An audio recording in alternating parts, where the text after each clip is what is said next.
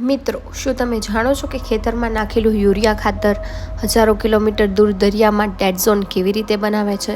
જાણો પર્યાવરણના આ સાયલેન્ટ કિલર વિશે. જુઓ, વરસાદ પડે એટલે ખેતરમાં રહેલું નાઇટ્રોજન અને ફોસ્ફરસવાળું ખાતર ધોવાઈને નદી મારફતે સીધું દરિયામાં પહોંચે છે. આ ખાતર દરિયાની લીલ માટે ખોરાક બની જાય છે અને પાણીની સપાટી પર રાતોરાત લીલનો ગાદલો પથરાઈ જાય છે, જેને આલ્ગલ બ્લૂમ કહે છે. આ લીલ સૂર્યપ્રકાશને નીચે જતો રોકે છે, જેથી અંદરની વનસ્પતિ મરવા લાગે છે. હવે અસલી ખેલ શરૂ થાય છે અહીંથી. ચાર્ટમાં જુઓ અને સિક્વેન્સ સમજો. આ મરેલી વનસ્પતિનું વિઘટન કરવા બેક્ટેરિયા આવે છે.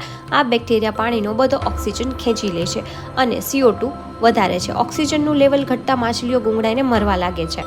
તેથી આખી ઇકોસિસ્ટમ સાફ થઈને ડેડ ઝોન બની જાય છે. આ પ્રક્રિયાને જ યુટ્રોફિકેશન કહે છે. તો હવે કોમેન્ટ્સમાં જણાવો, યુટ્રોફિકેશનમાં દરિયાનો ઓક્સિજન ખરેખર કોણ ખતમ કરે છે?